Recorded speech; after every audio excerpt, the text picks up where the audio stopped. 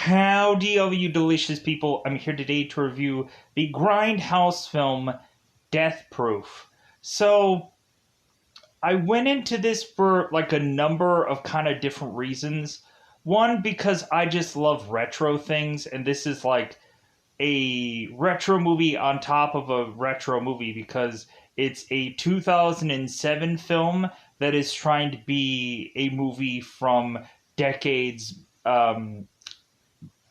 later than that, or decades earlier than that, I should say. And I really enjoy kind of how this is like a throwback kind of film, where really it's just mostly a chase movie, a car chase kind of film for the most part. But there's also certain other just interesting elements that I can just enjoy in this movie. Some people may not know. I knew this just because I had seen this other film. Big Trouble in Little China has Kurt Russell wear this very interesting tank top. If you've never seen Big Trouble in Little China, God, are you missing out. That movie's really fun too. And there is to be an actual tank top from, I guess, Big Trouble in Little China, or just a replica made in the bar scene of Death Proof, which I thought was really interesting. I'm like, oh yeah, like, because I was looking for it while I was watching the movie, and I spotted it. I'm like, yeah, it's right there. Like, it's kind of in the midst of a bunch of other like stuff, a bunch of other signs, but I made it out quite easily because we're at a point in screen time where like I can easily spot that in the film. So really, this Death Proof movie goes into breaks down into two pieces of one film, because it seems that Kurt Russell's character is to take some time off between the things that he is doing to eventually come back again and try to go after seemingly women for whatever reason. So going into this film, people might also realize that there was another Grindhouse film that came out right around this time that was called Planet Terror. Maybe if it seems that these Grindhouse films are fairly interesting to people, maybe I will mix it up and go into also Planet Terror. I don't know if that movie is interesting enough to people, or if this one will. So eventually we'll kind of play it and see like if people either like any of these or whatever, and I'll go into Planet Terror because I'm okay with that. As long as I can find something that people are interested in. So going into Death Proof, me finally sitting back and watching this film, just the retro flavor was so much fun to me. The throwback film of it all. And we also have some very, of course, attractive women that is to be displayed a plethora through this film. So I'm just like, man, like this movie's banging on all cylinders, because not only do we get a lot of very attractive women, and then Kurt Russell, who of course is to kind of be like really close to me thinking that like, God, like this movie kind of reminds me like the darker parts of like Kurt Russell when eventually he would go on and play like Snake Plissken or something like that. It kind of has that kind of flavor to me for this character. But it also seems that Kurt in this movie is kind of like, you don't know what eventually you're going to get from this character until he finally delivers that ha ha ha, kind of like, this is the real me, this is who I really am. And then you're like, whoa, okay, all right, like we're going this route now. Because it kind of seems like this guy is to play very suave and just kind of like is a person that is kind of just the guy who just watches over people, kind of is to just kind of listen to them without them thinking that they're really listening to them. And then eventually he takes advantage of them when they don't realize it.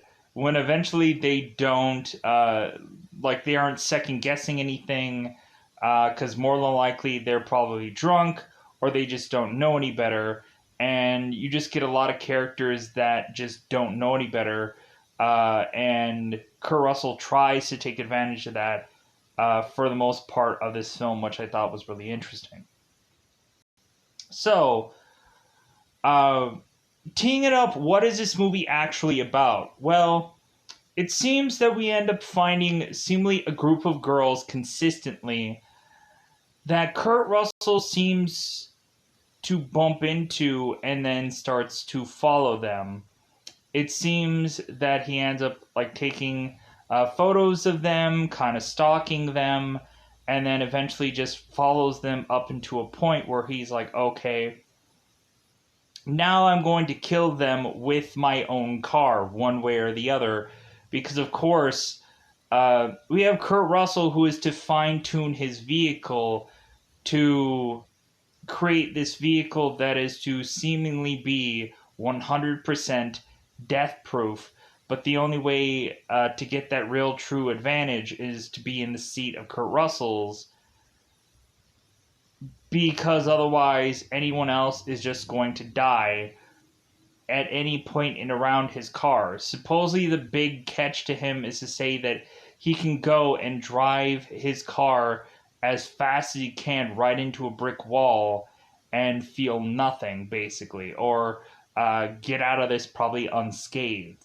But eventually we will find out that Kurt Russell does eventually end up hurting himself, to him eventually just going on and taking some time off between cases, let's just say. So cases of him going and finding these women and doing some interesting things with them until he messes with the wrong people. Man, is that ending just really interesting. Just like the way that they kind of shoot this ending was so interesting. I really liked it, where you just have like this kind of like Kurt Russell eventually becomes this like pinball like kind of character, kind of going and like going from person to person to person, and like that scene was just really visually interesting. But with that said, let's go out of our way to say that it's that customary time yet again to go into spoilers about this. Go ahead and talk much more in depth about this movie. So let's go out of our way to say it's that customary time yet again to do this thing called spoiler time. Spoiler time. It's about that time you can spoil this movie.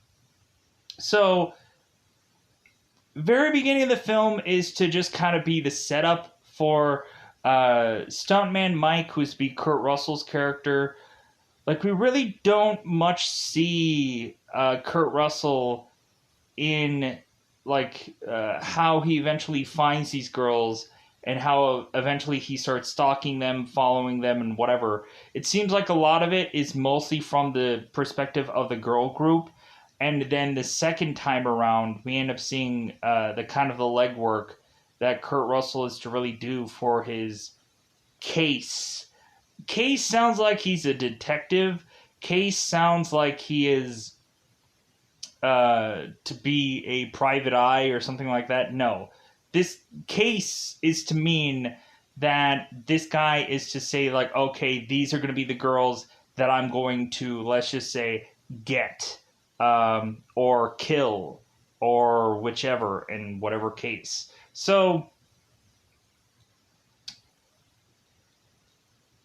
now we end up having these women, and this is how it kind of starts out this film. We have this group of women: Arlene, Jungle Julia, Shannon, and I think that there might have been like a Marcy or something like that in the car. I'm not quite sure in the very beginning of this kind of stage of things.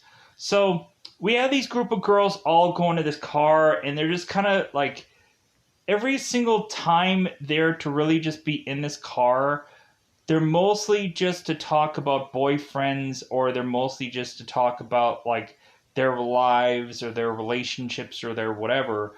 Like we have Jungle Julia that is to mention that it's her birthday, and she really wants her boyfriend to at least like acknowledge her that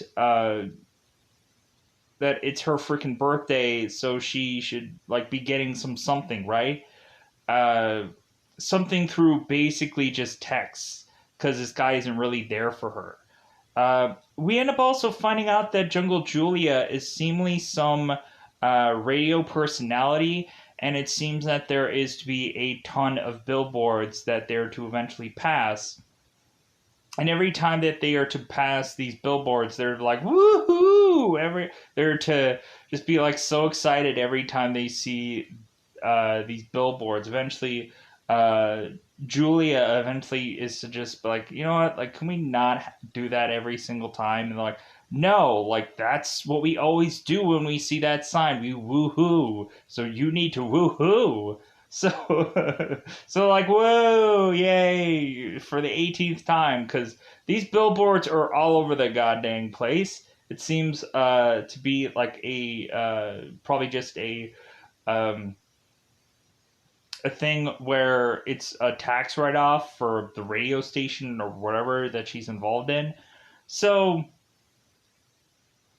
anyways, so eventually these girls are all going off into the bar, and it seems that Jungle Julia had set up for this girl named Arlene, who is to actually be like her name is Butterfly, supposedly. And that's what they set up for her name being. And so Julia, when eventually they get to this bar, there is to be this weird, bizarre exchange that she has to do. And so once, but in the very beginning of this, they all like start talking about the relationships. A girl named Shanna was to kind of mention about how she's been with a guy for like several years, and how things are like always start to work, and or like that, like how like things have worked with them for them being together for so many years. Um, but like there's a lot of side talking stuff, like it's yeah, like a lot of that is just in one ear out the other, because I'm just kind of like, okay, like this is to give us a backstory of these characters, or maybe invest in all of them because they have their own story in the very beginning of this. But like there's also just a lot of times when a lot of people are just like, hey man, you need to get yours, kind of thing, like, hey, you really need to step it up and finally like like cement that you and this guy are going to be a thing or whatever, like especially uh for uh for Abernathy, who is to be in the second half of this film, where it seems like they haven't, her and her man haven't kind of cemented a relationship, because Abernathy is just kind of like, well, like he held my hand once, and like I let him kind of like hug me or whatever. It was kind of like a really like shallow kind of like way of doing a relationship. I'm like, dude, you need to cement your man. You need to get that man. You need to just climb on top of him or whatever, because he'll just like love that. He'll just explode because of that happening. So, anyways, so we go to this bar, and so now Julia has to set up to Arlene, aka Butterfly, that she needs to go and and have this whole like code of things bizarrely set up. And it's kind of as if we bizarrely have Marcy, who ends up stepping up to go and be this person. And so Julia is kind of giving Arlene an out to say like, okay, here's the thing. So Darlene is gonna come and be the man, even though of course she's woman. So Marcy comes up and plays the guy role, and is to mention like, "Hey, butterfly, like you're the I'm trying to do the most stereotypical guy voice that I can. Hey, hey, butterfly, I heard on the radio that uh, that you that you're gonna give like a guy a lap dance if he comes up with this magically coded word." And so all of a sudden, this like Julia is to present this large stretch of dialogue about a guy mentioning that he has several roads to travel, and like then he repeats the line about having several roads to travel and all this and that, and like this weird bizarrish like road traveling code word that this guy is supposed to have a dialogue and say perfectly, this poem of sorts that this guy is to mention. And then after that, if reasonably a guy is to come up with this whole thing and then eventually go on and uh, be to our butterfly's liking, where it seems like he's a fun guy but not funny looking, and like there's a whole bunch of other criteria that this guy has to also fit too, where it seems like he has to be like a certain kind of guy or whichever. And so eventually Butterfly is giving her the 411 of like, and plus also giving her out to say like, hey, like someone eventually already came here and did this thing, and you can tell him that someone you had already danced earlier before, and if that person is to come up and bother you, you can have the choice of doing a lap dance for any certain kind of guy. And you could say that you did a dance once before, so you have the choice, you have the out. I'm like, wait a minute. So if this guy comes up with this whole poem thing and is to naturally just be like, okay, well, like, shouldn't he easily get the dance? Shouldn't, like, if he's an avid watcher of Julia's radio station, and like if he's like was the person to have said this whole I've driven many a roads, and there's more roads for me to travel, and so like if I could just lap dance, you know what I'm saying? I'm not gonna remember the whole poem of thing. I'm just not. Hence why I'm not gonna get a lap dance. It's never gonna happen. So it's a joke. Whatever. Anyways, so eventually Arlene is to just be like, oh, okay, so I might have an out. If someone eventually just like if everybody in this bar just comes at me, like I'll have a way to just work this to my advantage. Just like, oh well, I'm gonna save it up for one special guy. Which here's the thing: no one goes into this bar and no one bugs Butterfly with this poem or this quote or this whatever. No one really does anything. And so eventually, for a consolation prize, there is to be this one guy called Nate who is to eventually go with Butterfly, who is Arlene, into this car and make out with. So this guy gets a consolation prize of easily making out with her, but he has to go and get this umbrella for her to dodge all of the rain because evidently it's raining. And so Arlene is like, okay, well, we'll go and we'll do this as long as you keep me out of the rain and whichever. And he's like, okay, fine. So they go out to his car and make out. And it seems that there is to be Eli Roth in this film, which I'm like, okay, great, Eli Roth. Like, if people don't know who Eli Roth is, you may have seen him also in Inglourious Bastards, and I know that he has directed the Keanu Reeves movie Knock Knock. So if you guys ever seen the Keanu Reeves movie Knock Knock, or like I'm sure he's done a lot of other things that are probably a much higher rung of things, but I only really just remember Eli Roth directing Knock Knock. Plus, I've seen that film and I really enjoy that film, but I know there's probably other things that he's attached himself onto. I don't know director names all that well. I barely know anything, so that's going to be like the highest honor for me to know anybody who's directed a thing, because I know that Quentin Tarantino has directed this movie, but it's a very rare thing that I know any director, screenwriter, whoever, because I don't have that kind of knowledge sparingly. So, uh, so both Dov and Omar, these two guys, are really desperately trying to win over these women by not having to quote them any kind of poem or any kind of sonnet or whatever.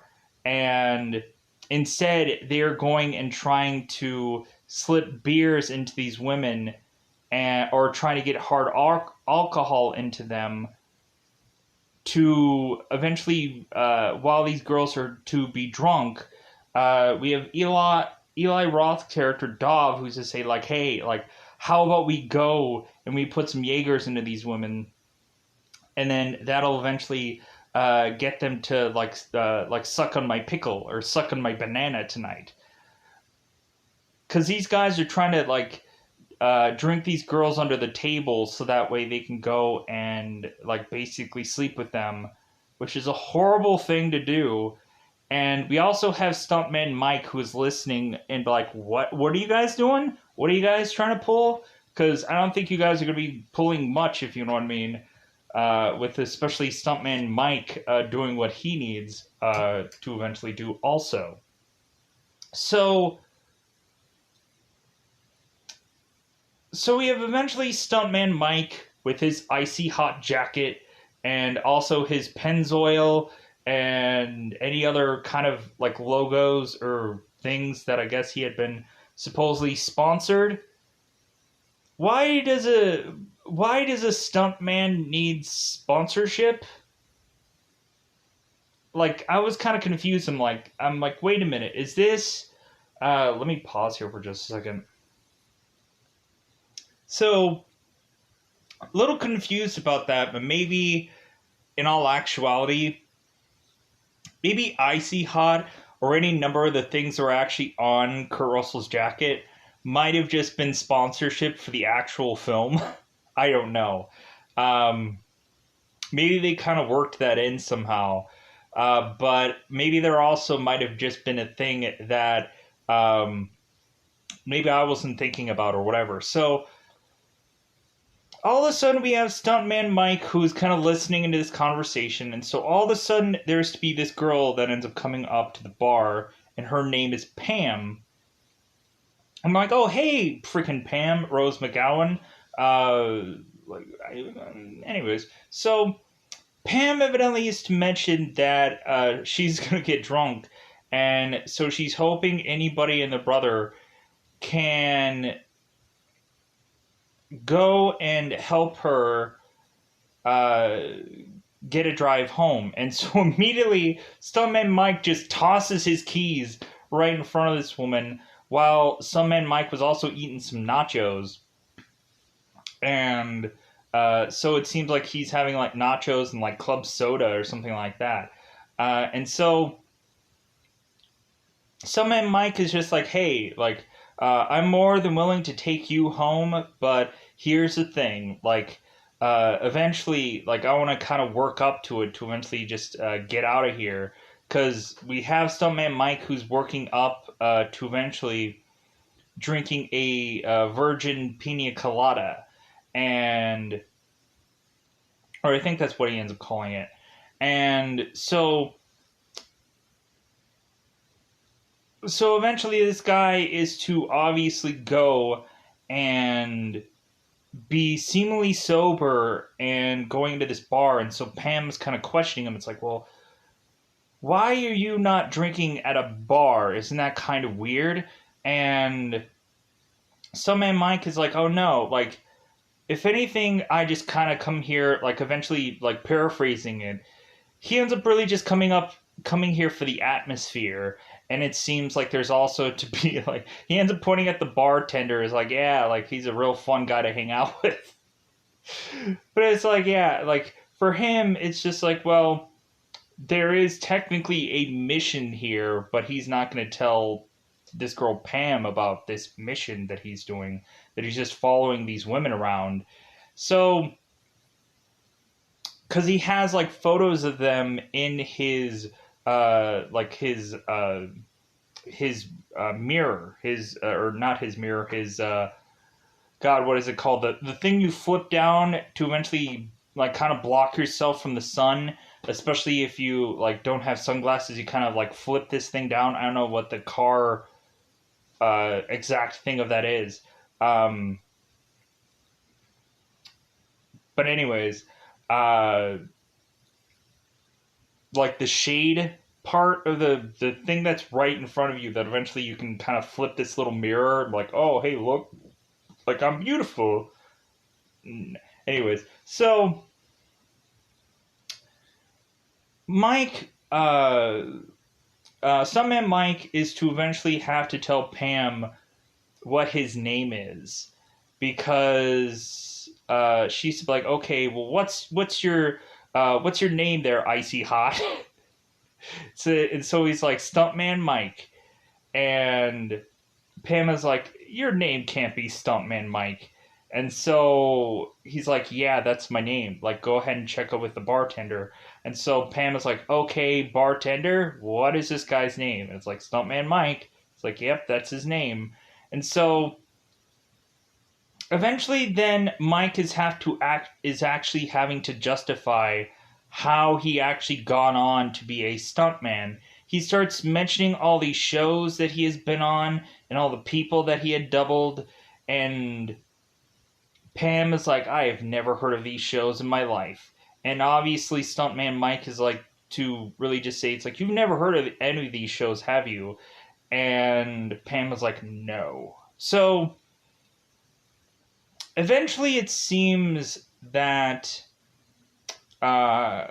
we consistently have Stuntman Mike, who's kind of looking over at those other women in the back, and Pam starts to notice that, and Pam is like, hey, like, it seems like you keep looking over there, like, what's the deal?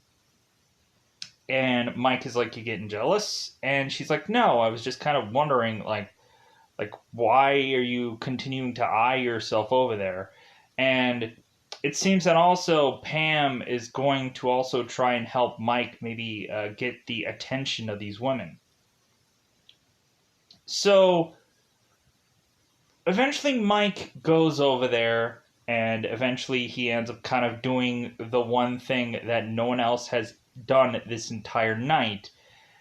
And like, here's the thing that I really do love, like, the best part about it is when Kurt goes over there and starts talking to Arlene, aka Butterfly, about this whole situation, because we have Kurt Russell doing a John Wayne freaking impression, which is like, I've seen him do that a couple times, like through interviews and stuff like that, and like other kinds of movies and stuff like that. But like, it's always great to have Kurt Russell doing a John Wayne impression. It's so fun. I love that. So I'm just gonna call him Mike. I'm not gonna call him Stuntman Mike every single time. So Mike goes over to, of course, these women, and then, of course, he ends up going on and doing the whole quote, the whole poem that he is supposed to say, because I guess he was the only one that knew about that. Because Mike ends up making it over to Jungle Julia, and is mentioned like, hey, like, are you that woman from that billboard over there? Are you the like, what is it that, like, why is it that you garner yourself to get yourself a billboard? And so Jungle Julia is like, well, I'm somewhat of a radio personality. And he's like, oh wow, that's really great. And so all of a sudden, like, the group of girls were all like, hey, we're gonna get high, do you want to join in? And he's like, you know what, like, I don't think so. And then all of a sudden we have this weird moment where it seems like Kurt Russell like either was having like a back spasm or maybe he was trying to sneeze. I can't tell which. Um, but it seems like he was trying to sneeze and then he was like, ah. But like I couldn't tell if it was a sneeze or not. So all of a sudden he has this kind of like whatever this is. Like I think he was almost trying to sneeze. Uh, but then like false alarm and then he had which is kind of like walking off because he's like, well, I guess I just nailed that first great impression. So eventually Mike goes back, and here's the part where I really do enjoy, where Mike is to like get Butterfly and to get her off to the side, and of course do the whole road poem, and so eventually he is of course knowing that he is to get a lap dance out of this, and so all of a sudden Julia is to mention that Arlene had already done this once already tonight. And Mike is like, you know what? I think that is some bullshit right there. I don't believe that one iota. Because Mike can tell, looking at this woman's face, that she hasn't gotten one person to ask for this at all. Like, you can just tell that this woman has been hurt, and that's the best thing that I like about this, is that Mike can just sense that this girl is to be hurt because no one has asked her about this whole lap dance poem situation. And like Arlene was kind of gearing up for that to happen all night, and it hasn't happened at all. And so, but here's also the thing. So Mike also gets down to like, and what is it also about me that you may not want to do this whole lap dance thing? And so, like, what is it, my scar that he has on his face? And the girl is like, no, it's not your scar, it's your car. And so Mike is like, well, like, really? That's it?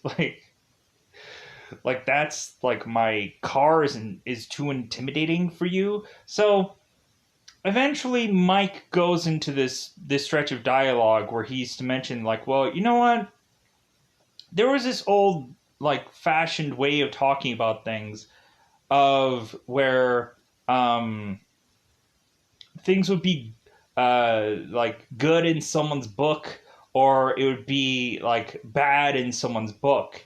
And like that old kind of term of phrase that eventually it seemed that Kurt Russell had to bust out that John Wayne impression to go and do. Well, Kurt or Mike's character himself is like, well, I yada.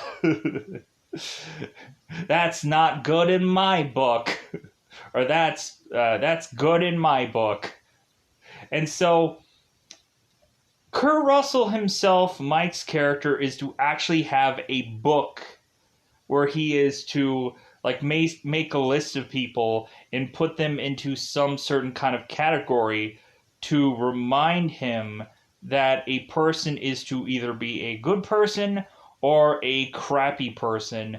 And so he will go and reflect on that, like, oh yeah, hey, so and so person, yeah, they are a piece of crap. Or in this part of it, Arlene is to be written down as chicken shite. So, like, yeah, like I'm gonna write that down as you, and then all of a sudden that kind of eggs Arlene on, or just Butterfly on, to just like, oh, okay, like I'll try to avoid getting put in your book. So Butterfly is to, of course, go into this bar and go on and do this lap dance for Mike. And I'm like, yeah. And we have this woman who's like really getting into music.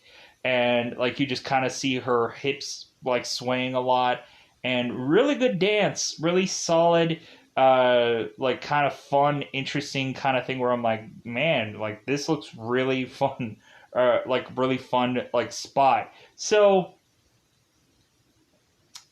uh so going in like after this, so after the lap dance is to be had, it seems like everyone is kind of leaving happy. It seems that both Mike and Pam are leaving now, and so some of the women are kind of like saying to Mike that like, hey, like, are you and Pam gonna go and like are you two gonna knock boots because of all this, because of what all had happened tonight? And so Pam is gonna go and approach the girls, and she's like, "Are you serious? Like, no. Like he's much older than I am." And Mike is like, I'm right here. Like, I'm earshot of you talking about this. Like I know what you're saying." So Pam just goes on about all the reasons why she's not eventually going to sleep with Mike, and so eventually just kind of Pam like goes back with Mike, and Mike is like, hey, like that's okay, like freaking like let's just go. So all of a sudden we have Pam who's to see the bizarro seat that she's forced to sit in, because Mike is to mention that at points in time in a uh, for a movie set, like the reason why this guy's second seat is so goofy is because, and how this woman has like no seatbelt is really just because of the fact, or no real seat whatsoever, is just because of the fact at some point there might need there be a camera in the car. So eventually that's why he has like a goofy makeshift other seat for another person in this car. Um, and so Mike and Pam start to drive off, and the other group of girls all start to drive off. And so Mike is to ask Pam, like, okay, which way are you going, left or right? And so of course Pam says right, and Mike is like, well, that's a sad decision, because I would have wanted to go left, and like if you would have chosen left, we would have had to have slowed this down just a little bit more, and like slowed the build of this. But it seems like now, since we're having to forcibly go right, I'm just gonna have to scare you to death right now. And Pam's like, so what now? So all of a sudden, we end up just seeing Mike's character and sadly Pam just getting thrashed around in this car, just like going like, and you just see her kind of all over the place, and she's trying to like brace herself. She's just trying to, and so Mike was to eventually tell uh, like Pam how he has really built this car to be 100% death proof, because eventually there's certain uh, kind of precautions that a lot of stuntmen have to take to eventually avoid getting all kinds of injuries and stuff like that. Because Pam would mention like a lot of times to not have to actually have a car smash into another car, like they would just fix it with CGI. And Mike is like, well, yeah, but like instead of actually doing that, instead of really actually doing it in real time, like now there's a whole bunch of precautions that is being put into a vehicle to be able to let some other car smash right into another car and not have the person get viciously hurt. So Mike is now like going and driving like crazily, like all over the place, spinning around and all kinds of things. And so eventually what ends up happening is Mike is to tell Pam, it's like, well, hey, you know how I told you that this car is 100% death proof? Well, it's only death proof from the seat of which that I'm sitting in, nowhere else. Like we have like Pam's seat and Kurt's seat kind of blocked off with this kind of bulletproof glass, and so like Pam can't try to grab the steering wheel or do anything. Like there's these little holes that eventually Pam can hear and talk to Mike through. So eventually Mike is going so fast that eventually he hard stops the car, so much so that Pam ends up having her head go flying right into the dashboard of this car, and then she ends up getting tossed back to eventually just start bleeding to death, and I guess eventually just going unconscious and dying. So the next thing that Mike is to do is just like, okay, well, now I need to go after the other girls. And so Mike takes every single photo of the girls that he had taken a photo of earlier and tosses them out of his car.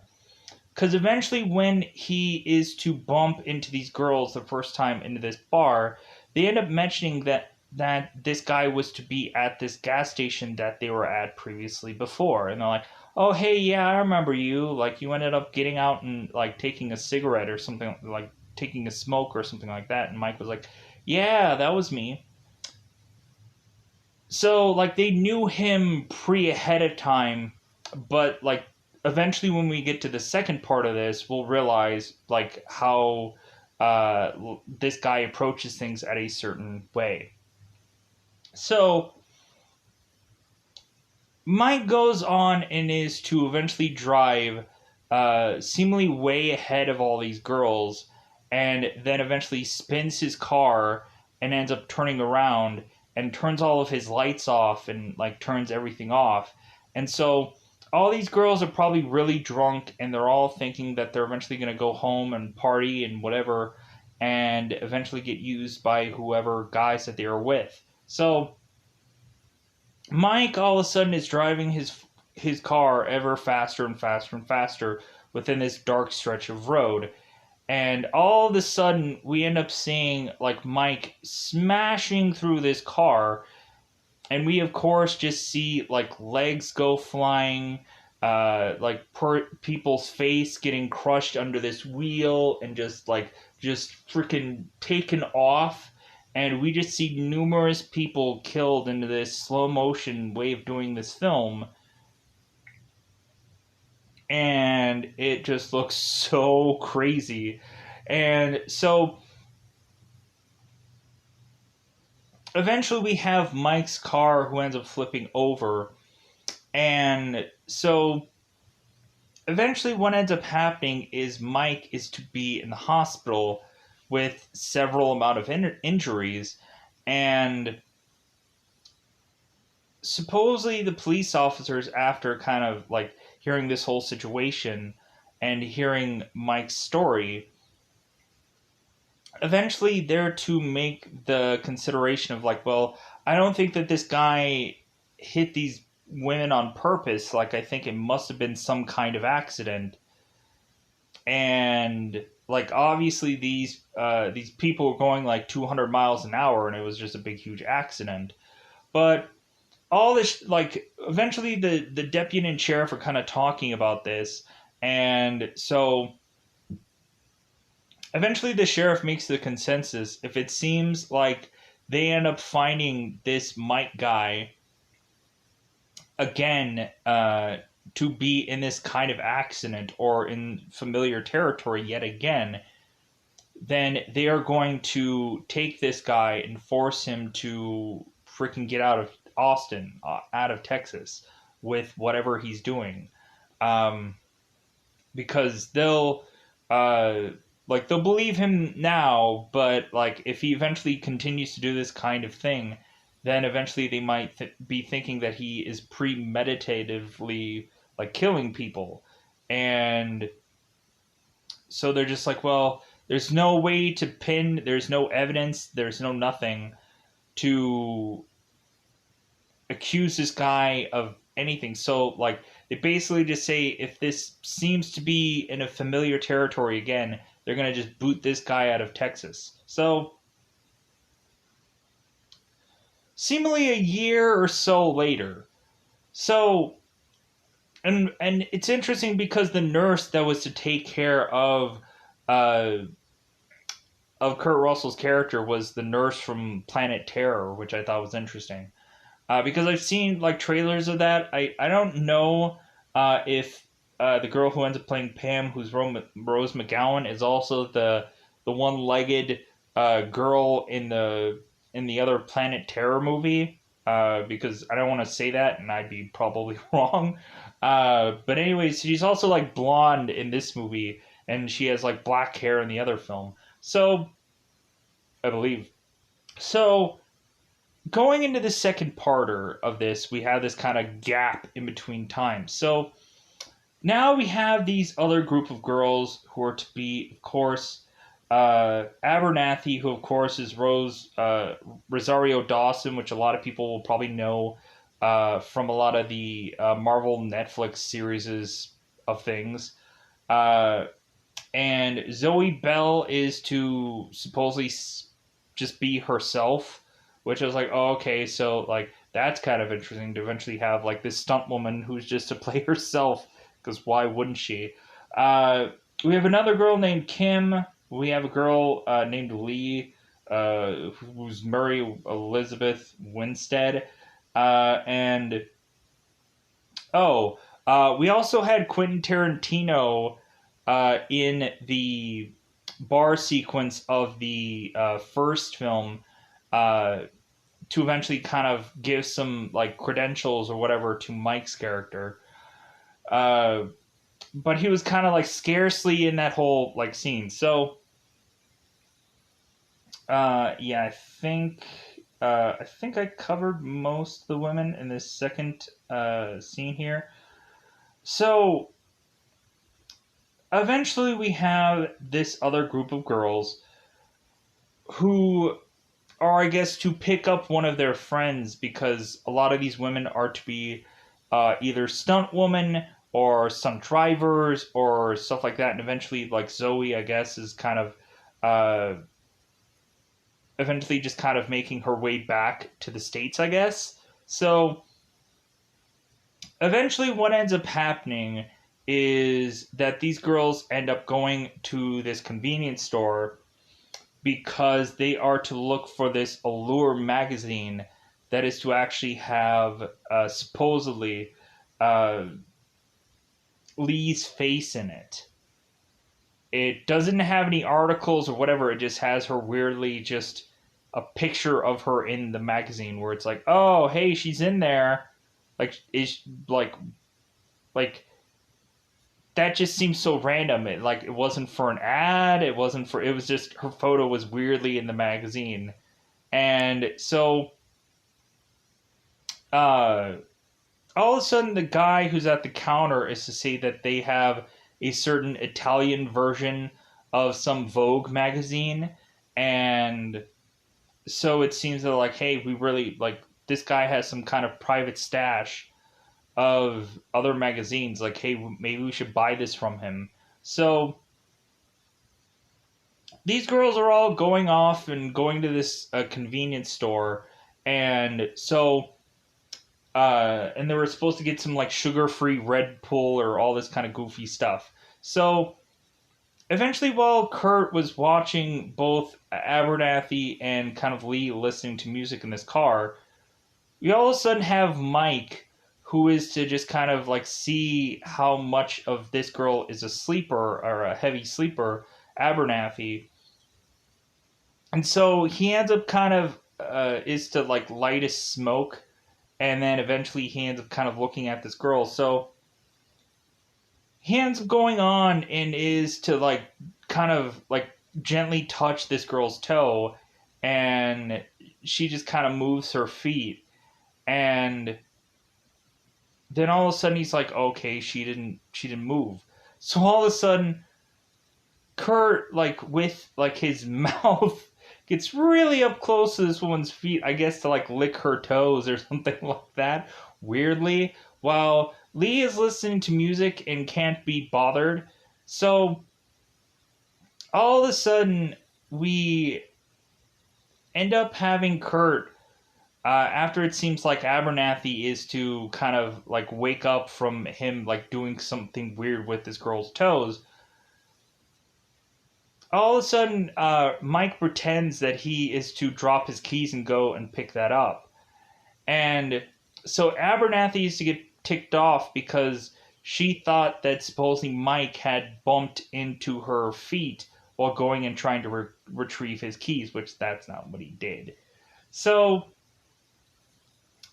eventually Mike is to first just kind of see these girls at this convenience store. So eventually what he ends up doing is while they're to eventually be out, he ends up starting to take photos of them. And so when all these girls eventually reunite, of course we have, of course, these women all kind of talking about their love lives, where it seemingly Abernathy is kind of going slowly but surely into this relationship, and they're telling her like, hey, like jump in the deep end, like go for it, like it'll drive the guy wild, like he'll love you for it. And so uh like the all like again it's another kind of like talking about relationships kind of thing. And so eventually like the whole relationship stuff happens. So with talking about that, it's like eventually like there's not a real unique enough story for me to really care about all this. It's just like give me the action part, like give me the real part that I'm really gonna be interested in this movie. So eventually, once they get Zoe into this car, and eventually they group up together and they go out, uh, or they go out to this diner.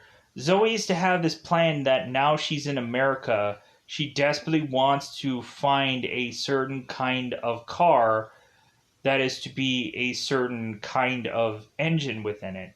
And so the girls are like, okay, why are you looking for this certain kind of car?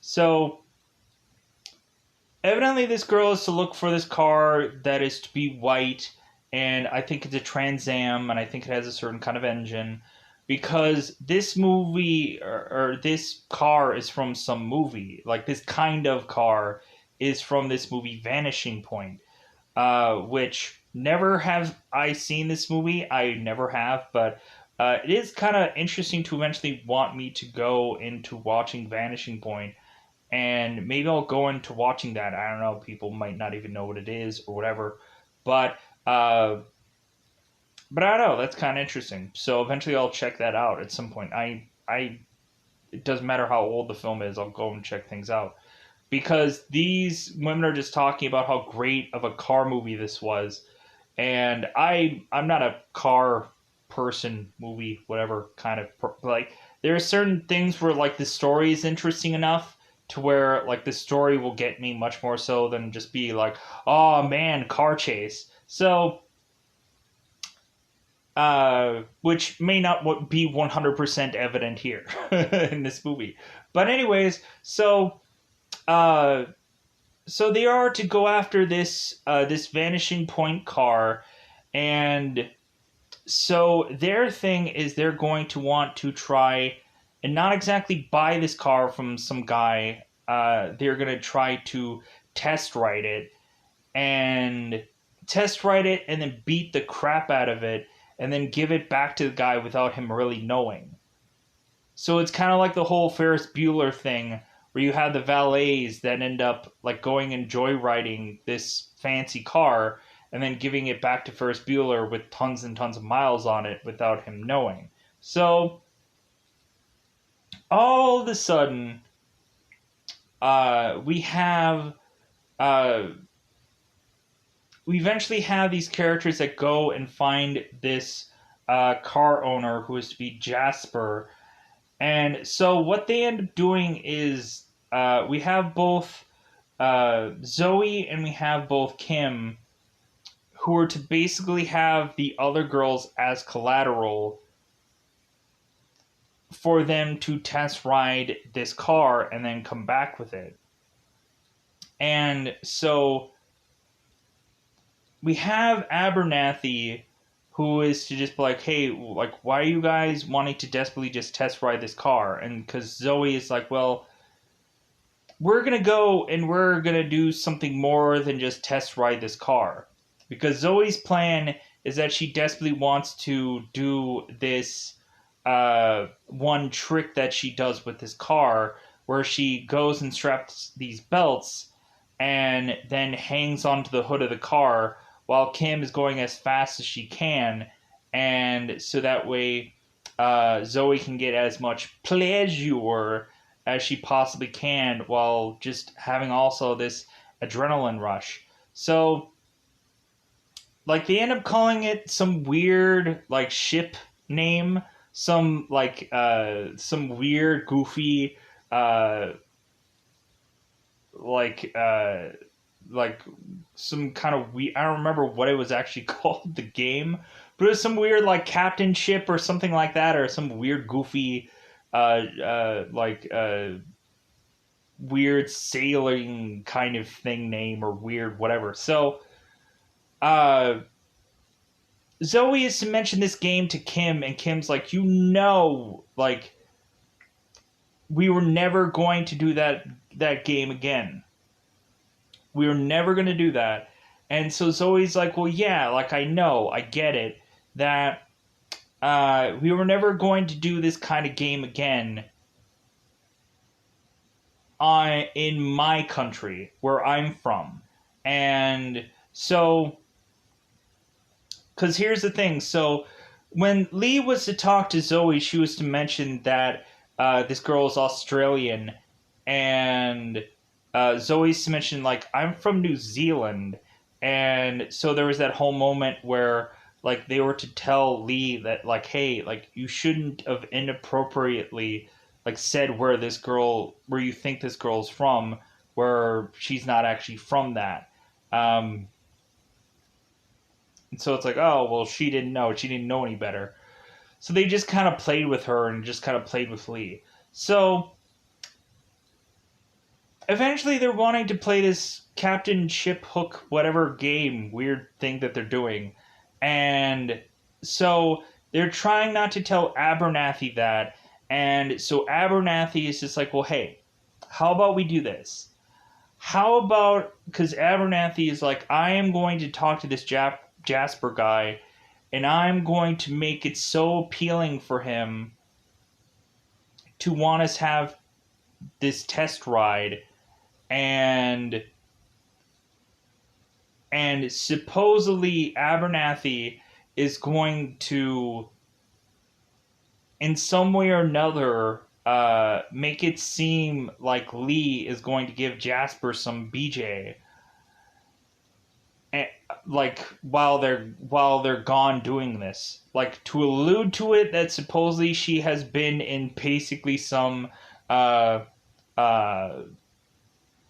some kind of adult movies and stuff like that, and that this girl is really loose, if you know what I mean, to where it's like, it's like she's just kind of playing around with words to seem like Lee is to eventually be a woman that she's really not. So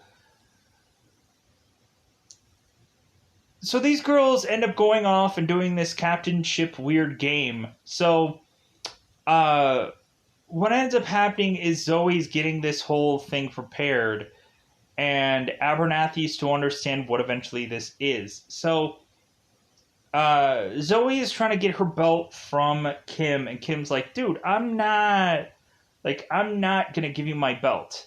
And so Zoe has to ask, of course, for Abernathy's belt. And, like, it's really hilarious how eventually these girls are to mention, like, when Zoe is to want to do this whole like, game with this car, Kim is like, well, you gotta, you gotta be my, like, a girl that, like, freaking waits on me hand and feet, like, foot, and, like, anytime I want to crack my back, you're gonna crack my back for me. You're gonna like, shampoo, or you're gonna, like, moisturize my butt and all kinds of things. And I'm just like, this is, like, okay, like, this like this girl is like saying like all this stuff this Zoe's gonna do for her, and Zoe's like, sure, I'll do whatever you want. Like I'll do whatever you want me to do. So, and then eventually we have Kim and Abernathy, and like Abernathy is like hey like I'm not gonna be cutting your hair anymore. And, like we have all these people just kind of bickering and whatever about one little stupid little thing. So anyways, so Zoe goes and is to be on the like the hood of the car, and like puts these belts on the side of each door, and so eventually Zoe slides down from the hood of the car, or the kind of the roof of the car, to get to the hood of the car. So Zoe and these girls are just kind of driving off uh, as fast as Kim possibly can, and like Kim is kind of like sliding back and forth, side to side, and whatever. And so here's when Mike comes in and is to follow these girls and is to continue to watch and like, yeah, like I'm gonna get these girls now. This is like the perfect time. It doesn't matter that not every single one of these girls are there. It just matters that uh like this is the perfect time, and Mike couldn't have scripted this better. So Mike eventually is to like race his way to meet with these girls, and so eventually Mike just decides that he's going to consistently like bump into the side of this car and consistently jostle this car. And the whole entire time I'm like, how is Zoe attached to this car? Like, how is she, like, they have to have had like some kind of belt or something that is kind of strapping her on to this car the whole entire time. There has to be some kind of something where it can't just be her like holding onto this car for dear life. There has to be something more than that. That's what I'm thinking the whole entire time. But you just consistently see Zoe consistently move throughout this car. She's like flipping around. She's doing all this stuff. I'm like, how is it that she is able to be doing this? And I'm just like, where, how, car, touch, where? Like, how is she, like, tied into this car? How is it that she's, like, and I get you that she's a professional stunt double and everything like that, and, like actual real life, whatever, but still, I'm like,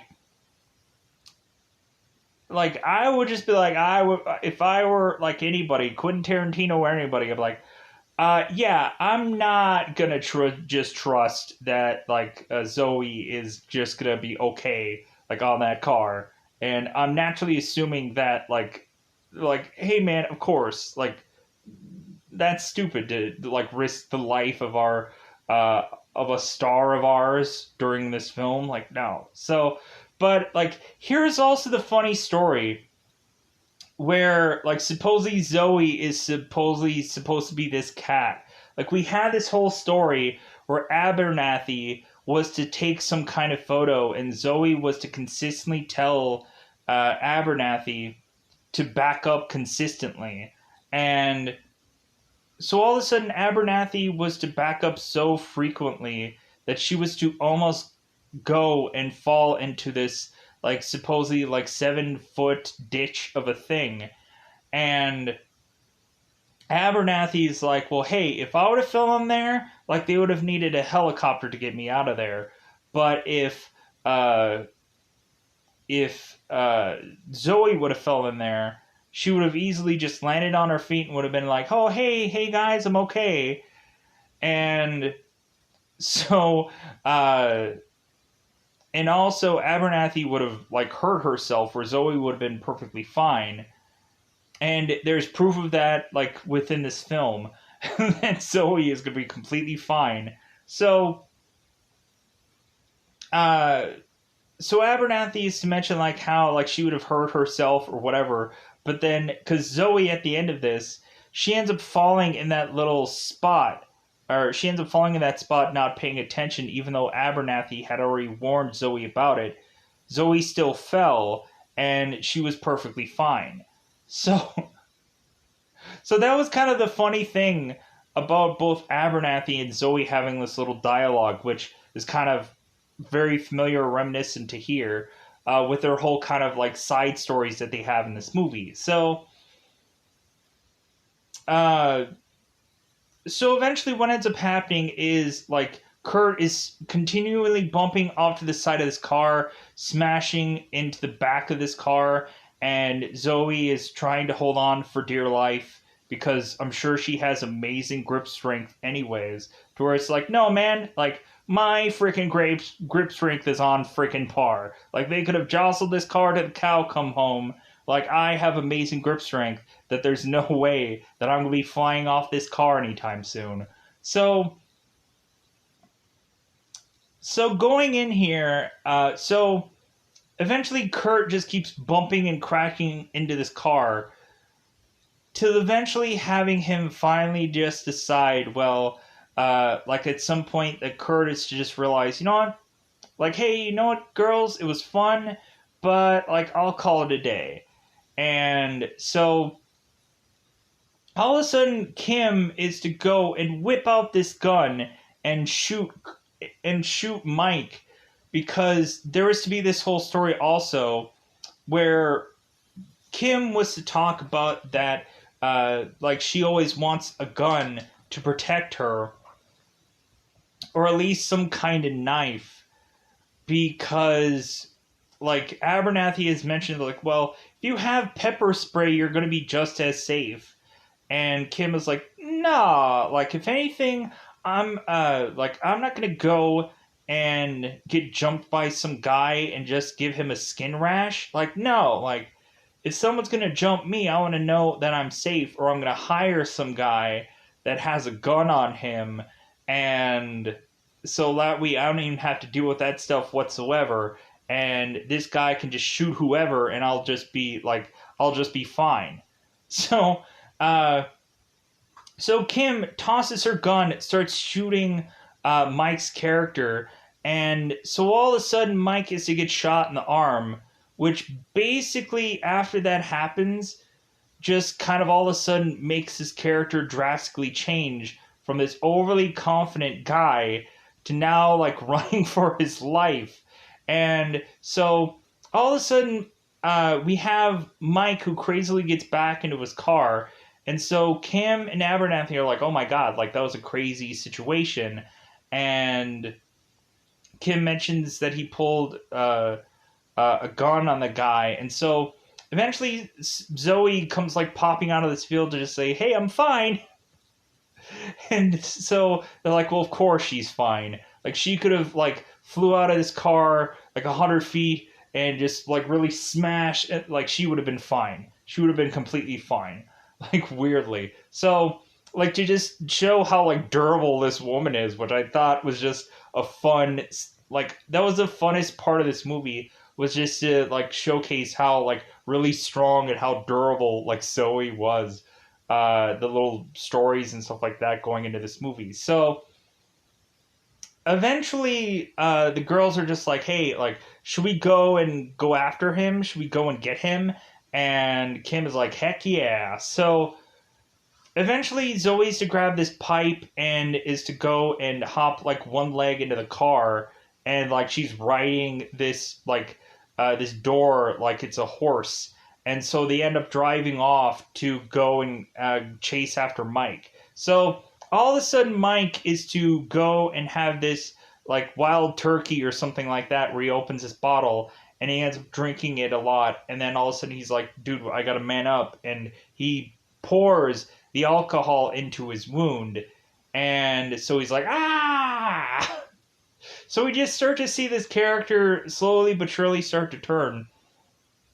Because he is to just kind of drive with one arm now. And so eventually, like, Mike is to be this heavily confident person.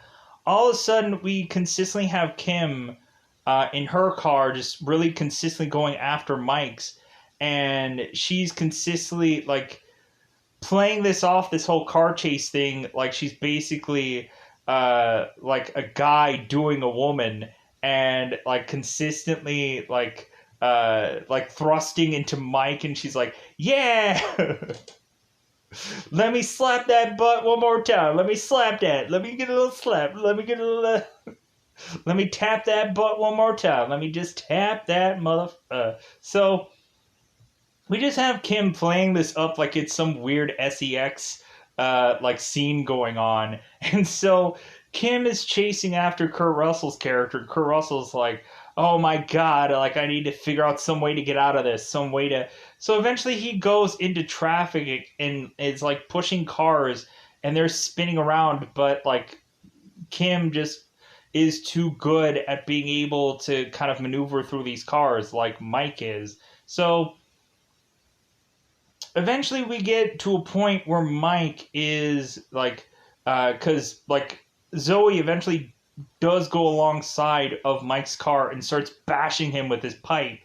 And so eventually what ends up happening is like Kurt ends up smashing these girls, and he is to push them off into this dirt road where Kurt Russell is to, or Mike's character is to think like, oh, thank God, like I finally had gotten rid of them because they went off onto some other road where they can't eventually get back to me. But he would be wrong, because eventually the girls are to go down this road and to continue to go to this straight part, almost matching Mike's character without him knowing. And so they're like, please don't let this road be a dead end. Please don't let this road be a dead end. And they find out that the road blends right back into Mike's road slash smashing back into Mike's car. So eventually they go at this again, and so Kurt is now, like, Mike's character is now apologizing. He's like, I'm sorry, I didn't mean to do this, and like he's apologizing, and he's like crying or something, I don't know. So Mike like is to now, like, because like Kim is tapping that batukus, Kim is tapping that butt consistently with this guy, and now Mike is now crying. He's like, oh no. He's like trying to get away from these girls because I guess he didn't realize how talented these women were, because he's just faced common people. He hasn't met his match yet, but now he has. So all of a sudden it gets to the point where eventually they take this, and so eventually they go off this like cliff together, this little cliff together, like Dukes of Hazzard freaking style. Like, it was kind of funny when Eli Roth's character was trying to make jokes about Mike, like basically right next to him, and to like mention like Dukes of Hazzard and all this kind of goofy things, kind of making fun of this guy. And so it's just like, well, yeah, but you didn't get nothing in the end now, did you? In kind of the opposite way of things. So, but yeah, so eventually what ends up happening is like Mike's car is really starting to get some mileage on it, meaning damage. And so eventually the girls go and they take Mike's car and they flip it over. And so eventually they stop their car and they pull Mike out, and he's like, hey, like my arm is broken. Like, don't do anything with my arm. And like, oh, this one? And they friggin', like, they pull him out via his broken arm. He's like, ah! So eventually Mike gets out, and he's like trying to apologize, and he's trying to mend fences. But really, all of a sudden, these girls just go into this triangle formation and just start wailing the crap out of Mike's character, just beating the crap out of him, where we just kind of see him as this like pinball character between these three women, where he just gets punched and he goes to the next person who punches him, and like someone eventually Zoe kicks him, and like there's to be these kicking and punching moments going on back and forth. Just we get this huge amount of scene where these women are basically trying to beat Mike to death, just because of how many numerous punches this guy has had. So he's spitting out blood, he's barfing up blood, he's whatever, like he's a bloody mess. So eventually they just beat him to death to where he ends up falling over, And then Abernathy, for good measure, goes and kicks this guy in the face. And so I don't know what happens with the whole, like, that whole car situation. I'm sure they would have to forcibly buy this car just to eventually just destroy it anyways, because it's probably not much of going to be any good. But the girls are happy, and that's the only real thing that happens at the end of this movie is they're just like, yeah, we beat them. So yeah, so that's all that I really wanted to say about this movie. Like a really cool ending, I guess, to like just be like, hey, good wins in the end kind of thing.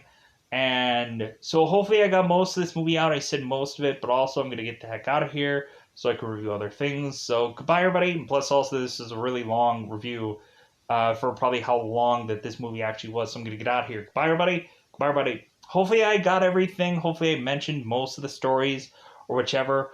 There was some stuff that I had to forcibly get back to because I'm like, okay, like there was little details about this movie. Like a lot of dialogue moments is something that I usually forget, but I want to really focus on the big meat and the potatoes of things. But there's also certain kind of callbacks. Eventually, there's certain newer scenes, especially for this film, that remember like bits and pieces of dialogue. So, with that said, I'm going to get out of here. Goodbye, everybody. Bye, everybody.